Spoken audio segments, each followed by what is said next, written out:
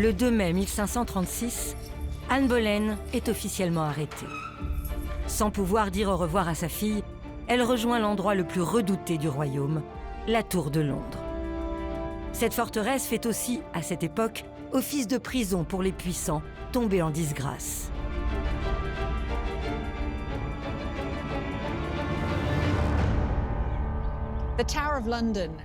À l'époque des Tudors, la Tour de Londres jouit déjà d'une sinistre réputation.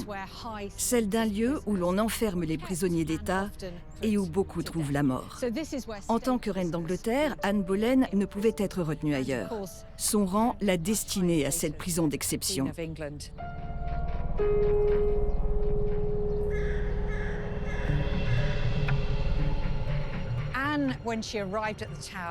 À son arrivée ici, Anne emprunte cette porte derrière moi, appelée à l'époque la porte de la cour. C'est un privilège réservé à son rang de reine, car la plupart des prisonniers entraient à l'époque par la sinistre porte des traîtres. En passant par cette autre porte, elle a pu croire un instant qu'elle échapperait au pire. Mais cet espoir, on le sait, sera de courte durée.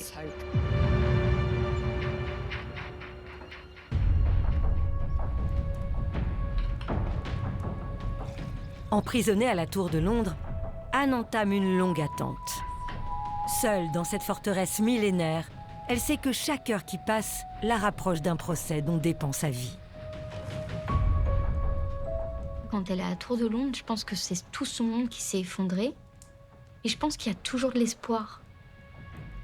Et elle se dit finalement, je vais être envoyée dans un couvent. Elle va trouver une solution. On n'exécute pas une reine qui a été couronnée. Ça n'existe pas. Ça ne s'est jamais fait. Dans un dernier sursaut d'espoir, elle adresse une lettre au roi, le suppliant de croire en son innocence. Dans cette lettre qui est bouleversante, elle lui dit qu'elle n'est pas coupable. Et elle leur répète inlassablement « Je suis innocente ». Mais Henri ne lira pas la lettre. Il est en train de courtiser Jane Seymour, dont il est fou amoureux, comme il avait courtisé Anne Boleyn quelques années auparavant. Cela paraît fou.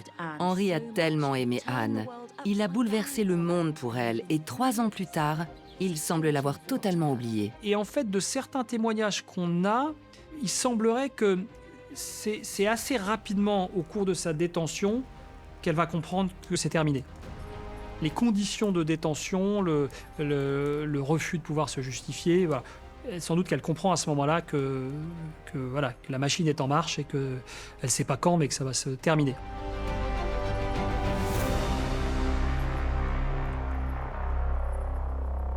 Le 15 mai 1536, jour de son procès historique, la sentence est donc implacable. Malgré ses tentatives de défense, Anne Boleyn est condamnée à mort. 2 jours plus tard, les 5 hommes accusés d'avoir eu des relations sexuelles avec elle sont exécutés en place publique. Son frère George fait lui aussi partie des victimes. Après 4 jours d'attente dans sa cellule, Anne est conduite vers l'échafaud. À l'aube du 19 mai, la reine d'Angleterre s'apprête à vivre ses derniers instants.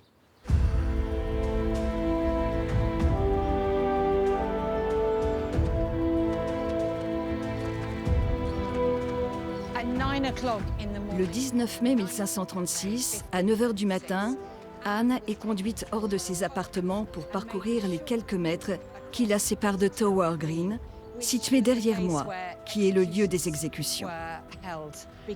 Même si l'exécution se voulait privée, une foule s'est rassemblée ce jour-là. Près d'1 millier de personnes sont venues assister aux derniers instants d'Anne Boleyn.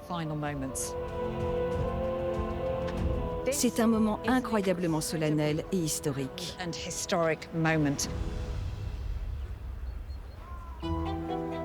On a fait venir de France un bourreau, puisque Henri VIII lui a épargné le bûcher, qui est évidemment la mort la plus épouvantable, et il lui a accordé d'être décapité, non pas à la hache, comme c'était l'usage en Angleterre, mais à l'épée.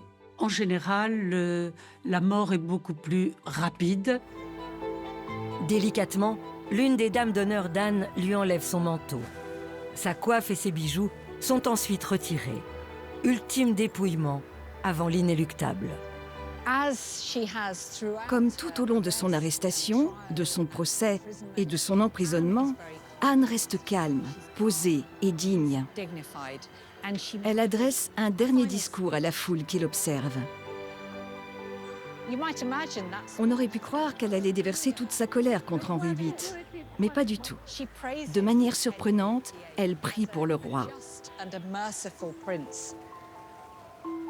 Je prie Dieu de sauver le roi et de lui accorder un long règne sur vous. Car jamais il n'y eut de prince plus doux ni plus miséricordieux.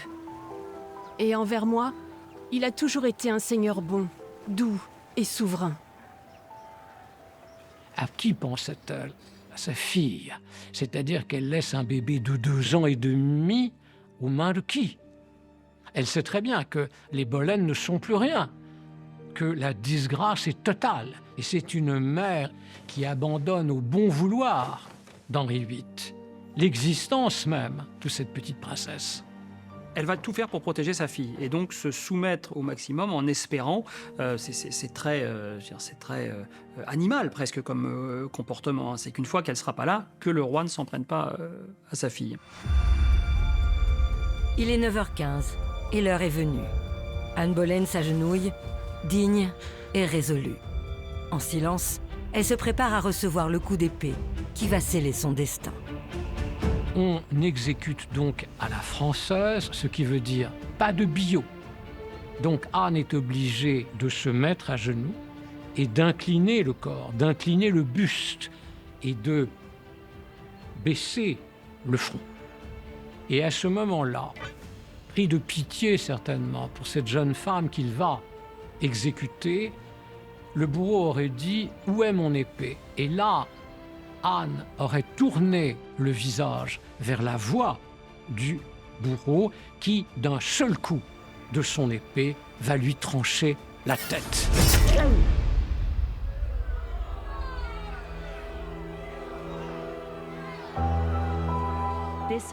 L'exécution d'Anne Boleyn est l'un des événements les plus marquants de l'histoire britannique. Un moment gravé à jamais dans la mémoire du royaume.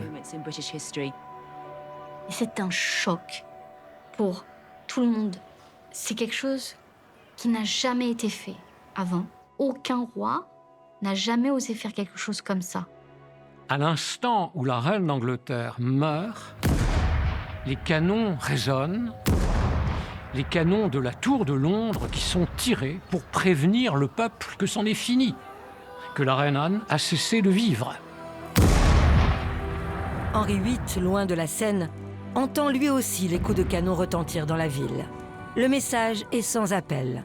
La reine est morte, il peut désormais se remarier. Tandis que le roi retrouve sa liberté, Anne, elle, est privée de tout honneur.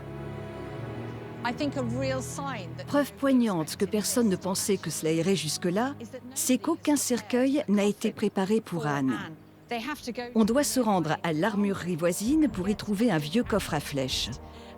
Et c'est dans ce coffre que sont placées les dépouilles de la reine avant d'être conduite à la chapelle Saint-Pierre-aux-Liens, au cœur même de la tour de Londres. Le 15 mai 1536, l'Angleterre n'a donc plus de reine. Malgré l'incrédulité de la foule, pour beaucoup, le roi n'a fait qu'appliquer la justice. Mais si tout cela n'était que mensonge et calomnie, derrière la version officielle, une toute autre vérité concernant Anne Boleyn pourrait bien surgir.